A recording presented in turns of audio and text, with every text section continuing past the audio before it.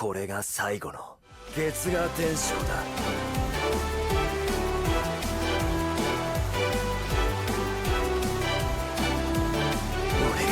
俺が守る。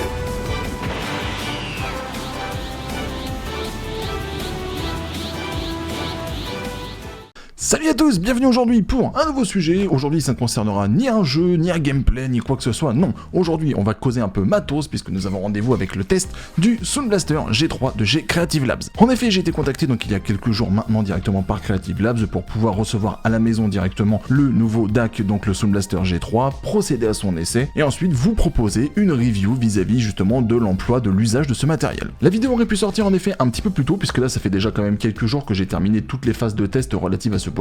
Malheureusement, ce pauvre petit G3, je l'ai reçu au tout début de la période de confinement, donc le quotidien ayant été considérablement chamboulé, ça a forcément décalé les essais dans les bonnes conditions, la réalisation de la vidéo, etc., etc. Avant de commencer, je tiens à apporter une précision, je n'ai pas été rémunéré par Creative Labs vis-à-vis de ce test. J'ai certes reçu le Sound Blaster G3 à titre gracieux à la maison, mais en aucun cas je n'ai été rémunéré par la marque ou un intervenant affilié à Creative Labs pour ne dire que du bien du matériel. Il a bien et bien été convenu dans mon échange avec mon contact chez Creative Labs que ce test serait réalisé en toute impartialité, et en plus de ça ce sera même un test comparatif par rapport au matériel que j'utilise aujourd'hui. En tant que tel, j'ai donc toute liberté effectivement de pouvoir pointer ce qui selon moi sont des qualités ou des défauts vis-à-vis du G3. Donc concernant le Sound Blaster G3, de quoi est-ce que l'on parle exactement? Ici il est question donc d'un boîtier que vous allez brancher comme un périphérique externe, que ce soit sur votre PC, votre console. Il y a même une compatibilité avec la récente Nintendo Switch, de manière en fait tout simplement à le laisser entièrement gérer toute la partie audio de votre gameplay. Premier point tout d'abord, le côté ultra compact du boîtier. Regardez par rapport au gabarit de ma main. Déjà niveau gabarit on est quand même sur quelque chose de plutôt pratique. En effet ça peut se caler quelque part sans forcément que ça prenne non plus la place d'une gigantesque carte son. Pour pouvoir être utilisé, il n'y a pas besoin de télécharger de pilote ou quoi que ce soit, c'est directement du plug and play, que ce soit sur console ou sur PC. Vous avez juste éventuellement à intervenir dans les réglages audio soit de votre PC soit de votre console de salon, mais à aucun moment il y a besoin de télécharger des pilotes super lourds ou super chiants à utiliser. L'alimentation se fait tout simplement par le biais de ce port USB-C. Sur PC et sur PS4, heureusement tout a été pensé puisque vous allez trouver fourni avec le G3 un convertisseur USB-C vers USB-A. Là aussi rien bien sorcier, on branche l'adaptateur au bout du câble USB-C du G3 et ensuite le port USB-A sera prêt à être installé sur votre PC ou votre PS4. À mon niveau, les tests ont été exclusivement réalisés sur PC. Je n'ai pas pu le faire directement sur mes consoles de salon, je vais vous montrer directement pourquoi. Donc voilà qui d'entrée de jeu va vous spoiler un petit peu la VOD setup, mais bon tant pis, j'aurais dû vous la poster avant aussi. Donc pourquoi je n'ai pas pu réaliser ce test autrement que sur PC? Eh bien la raison à cela est très simple, on part déjà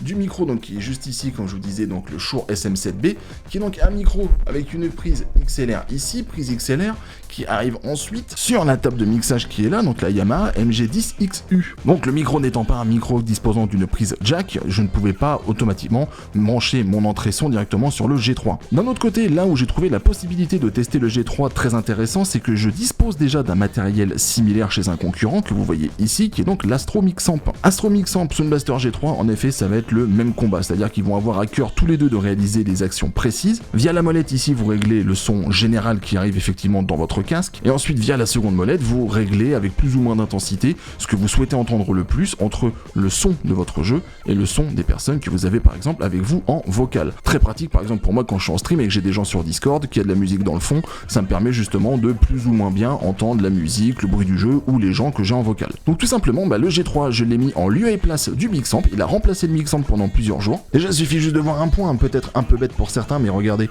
vous avez vu la différence de gabarit concrètement. On pourrait mettre 4 ou 5 G3 derrière un seul Mixamp tellement le G3 est compact. Pour l'installation concrètement, il y a vraiment mais aucune difficulté encore une fois. Il a suffi juste simplement de raccorder le boîtier via le convertisseur USB-C ou USB-A directement dans la tour. Et ensuite, tout simplement, j'ai branché mon casque en fait, tout bêtement. Histoire de vous décrire ce Sound Blaster G3 avec davantage de précision, voici donc un tour complet de l'ensemble de ses fonctionnalités. À commencer donc par la molette qui se trouve en haut à gauche, qui va donc vous permettre de régler votre micro en l'augmentant, en le diminuant. En dessous, une fonction en effet très classique qui va être la mise en sourdine. Concrètement, vous mettez sur mute votre micro, utile notamment si vous êtes dans un jeu multijoueur et qu'il n'y a personne d'autre avec vous en vocal, ça évitera par exemple à vos mates d'entendre tout ce qui se passe autour de vous. Ensuite, à droite du boîtier, donc un switch très pratique qui va vous permettre donc là de commencer à rentrer dans le vif du sujet en matière de réglage audio. Ce switch va vous permettre de basculer entre la fonction mixing qui vous permettra donc d'accéder au Game Voice Mix, ou alors de switcher également sur la position volume qui vous permettra donc de régler indépendamment le volume audio de votre jeu. En haut à droite de ce boîtier, vous allez donc trouver une molette qui va donc agir différemment selon si en dessous vous avez choisi de placer le switch entre mixing et volume. Si vous avez mis le switch en dessous sur la fonction mixing, vous avez donc directement accès à la fonction Game Voice Mix qui est vraiment le cœur de ce boîtier. Il va vous permettre tout simplement de régler indépendamment le mélange audio, c'est-à-dire que vous allez vous-même faire le mix audio de ce qui va arriver dans votre casque entre le son du jeu mais également l'audio de la vocale si toutefois il y a des personnes qui parlent avec vous dans un salon vocal. Ça va reprendre en effet cette fonction de base que l'on voit de manière analogue sur le Astro Mixamp qui va donc vous permettre d'avoir un volume plus ou moins fort entre l'audio et le chat vocal selon lequel des deux vous préférez entendre le plus distinctement. Et si sur le switch en dessous vous vous êtes placé sur la fonction volume, et bien tout simplement vous allez basiquement augmenter ou diminuer le volume général de l'audio qui arrive dans votre casque. Pour que vous n'ayez pas besoin de trifouiller en permanence les réglages, que vous ayez vraiment un repère visuel rapide qui vous indique comment actuellement quel est le statut justement de votre Sound Blaster G3, il y a donc différents témoins lumineux comme vous pouvez voir juste en dessous. Si le témoin lumineux est de couleur orange, cela signifie que l'audio du jeu est donc à un volume supérieur à celui du chat vocal. S'il est bleu, c'est l'inverse, c'est le chat vocal qui sera donc plus fort que l'audio du jeu. Et s'il est sur vert, bien en fait basiquement c'est le Game Voice Mix qui est en fonction. Et cette fonction qui est vraiment excellente, qui va vraiment s'adresser surtout à des joueurs de type FPS qui vont vraiment être très attentifs à l'ensemble des bruits de leur environnement. En façade donc du Sound Blaster G3, il y a un bouton qui est le Footstep Enhancer qui, comme son nom l'indique, va en fait amplifier les bruits de pas. Sur des jeux de type FPS ou Battle Royale par exemple, ce sont des jeux où l'audio compte énormément. On doit être effectivement très alerte, très attentif au moindre bruit de notre environnement. Pouvoir quand même distinguer très clairement les bruits de pas d'un adversaire proche, ça vous donne bien sûr un avantage tactique supplémentaire. Et là aussi, un témoin lumineux vous indique le statut de l'amplificateur de bruit de pas, éteint mode par défaut, blanc, il est activé.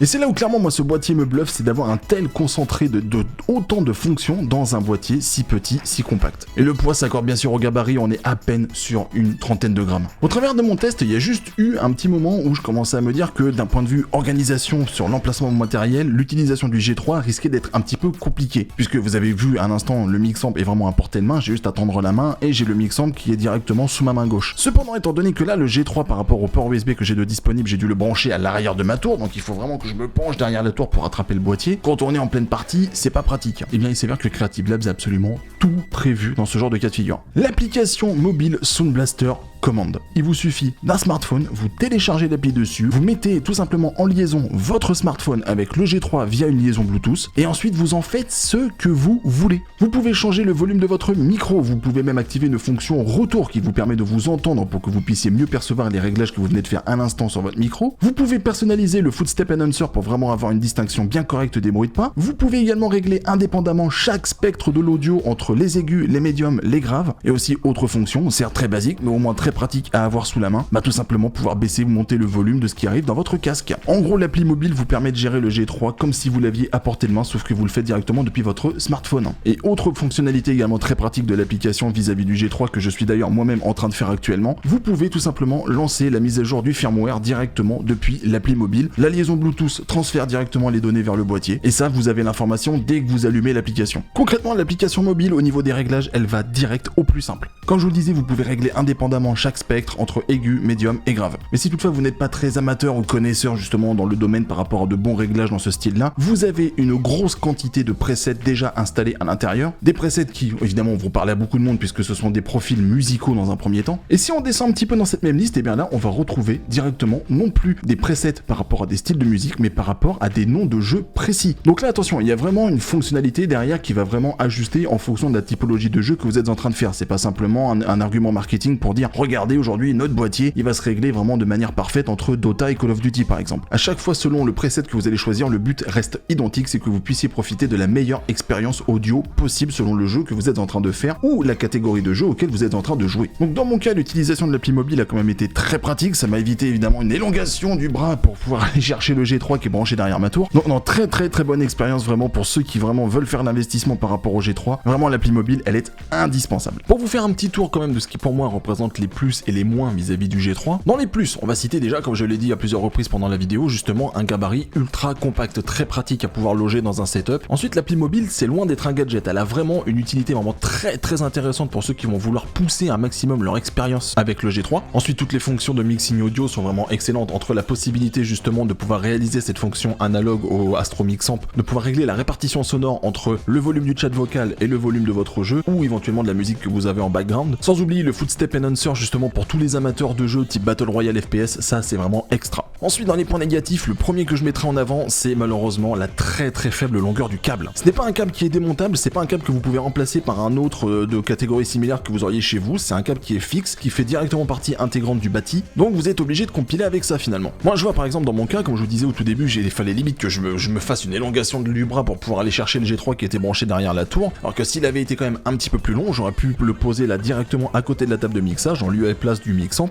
Après ce point négatif là, je le nuance quand même, puisque par exemple pour les personnes qui vont vouloir installer cet appareil sur leur PS4, il suffit simplement de le mettre dans le port USB, on pose le G3 sur la console, et ensuite tout ce qui concerne les entrées de périphériques telles que casque et micro, aujourd'hui il y a quand même des longueurs de câbles qui sont quand même assez importantes, donc on peut essayer de gérer avec ça. Ensuite surtout, ça bon, c'est pareil, c'est un petit point, je vais dire entre guillemets négatif, c'est vraiment histoire de chipoter un petit peu, mais si vous jouez sur PS4, vraiment faites très attention, rangez bien effectivement, ou mettez bien en évidence le petit adaptateur, il est quand même pas bien gros, on a vite fait de le perdre, en plus la couleur reste quand même relativement classique, il est noir, donc moi je vous avoue que j'ai un setup qui est entièrement noir, donc si je le pose sur mon bureau, bah heureusement qu'il y a la fiche USB chromée, sinon je le verrai plus. En dehors de ça, j'ai aucune véritable critique à émettre concernant ce Sound Blaster G3. Ensuite, pour vous donner un avis comparatif entre le matériel que j'utilise aujourd'hui, à savoir un Astro Mix Amp, et ça maintenant depuis approximativement 2 ans, et donc ce Sound Blaster G3 que j'ai donc eu l'occasion de tester pendant plusieurs jours. Concrètement, les deux vont pouvoir présenter donc des fonctions similaires. La possibilité de réaliser vous-même le mixing audio de ce qui arrive dans votre casque, entre le son du chat vocal et le son du jeu, ou éventuellement de la musique que vous avez en arrière-fond. Le G3, quant à lui, dispose donc de cette fonction Footstep Enhancer, dont ne dispose pas justement l'Astro Mix Amp. Mais par contre, le Mix Amp, lui, va proposer directement la possibilité, donc ça par contre, c'est attention, c'est pour des casques qui sont quand même assez haut de gamme et compatibles effectivement avec ce genre de fonction, mais vous avez sur le Mix Amp la possibilité d'activer une fonction Dolby Surround 7.1. Évidemment, en matière de spatialisation du son, le 7.1 c'est quand même quelque chose de formidable, mais là aussi attention, tous les casques ne sont pas forcément compatibles 7.1, c'est pas parce que votre Mix Amp est capable de le gérer que le casque que vous allez mettre dedans, lui, dispose pour autant de cette gestion de spatialisation. Donc là déjà, pour avoir un casque compatible qui vous permet de profiter du 7.1 sur le Mix Amp, ça va vous demander de mettre un petit billet sur la table. Concernant l'assistant fourni à la fois par Astro mais également par Creative Labs pour pouvoir apporter des réglages plus approfondis à l'ensemble du matériel, à mon sens il est quand même plus pratique d'avoir affaire à l'application mobile de Creative Labs. Les deux sont très bien faites, l'application mobile de Creative Labs comme le site internet d'Astro pour pouvoir faire apporter des réglages supplémentaires sur le Mix Amp, les deux sont vraiment très bien faits, ils vont direct à l'essentiel et facile à comprendre de tous. Mais avoir un support mobile à portée de main plutôt que d'avoir une page internet ouverte à côté, surtout si vous êtes déjà en train de faire un gameplay assez prenant par exemple sur PC, ce sera peut-être moins problématique d'avoir directement l'appli mobile à portée de main pour apporter rapidement en 2-3 touches les réglages dont vous avez besoin d'apporter. Mais là où par contre il y a une différence absolument colossal entre les deux, et clairement c'est je trouve l'un des gros arguments que l'on peut mettre en avant aujourd'hui, c'est l'argument tarifaire. Il faut savoir qu'aujourd'hui moi je ne suis pas sur la dernière génération d'Astro Mix Amp, d'accord, je suis sur la Previous Gen, c'est du matériel que vous pouvez encore acheter sur le site d'Astro qui coûte aux alentours de 130-140 €. Alors que ce petit G3 là, il a 59,99 €. Pour confirmer, je me suis quand même rendu sur le site internet, j'ai été vérifier quand même les différentes plateformes de vente histoire de m'assurer que c'était pas une vente flash, une promo du moment ou autre. Et non, le tarif est bel et bien de 59,99 €, ce qui rajoute vraiment encore plus à ma surprise de la découverte de cet appareil. Mine de rien, avec tout ce qu'il apporte en matière de gain sur la qualité audio globale, tant sur console que sur PC, je m'attendais vraiment à trouver un prix à 3 chiffres. Globalement, je reste toujours entièrement satisfait de mon Astro Mix Amp, ça y a absolument aucun problème, mais je dois bien avouer que pour tous ceux qui souhaitent investir justement dans un DAC sans toutefois devoir se ruiner ni devoir acheter un casque ultra haut de gamme à côté pour pouvoir profiter de l'ensemble des fonctionnalités, 59,99 € sur un Sound Blaster G3 et le job sera plus que parfaitement réalisé. Et on va même pousser un petit peu plus loin, car pour tous ceux qui sont désireux en effet de faire l'acquisition du Sound Blaster G3, vous trouverez dans la description le code GOG20 GOG20 vous permettant d'obtenir directement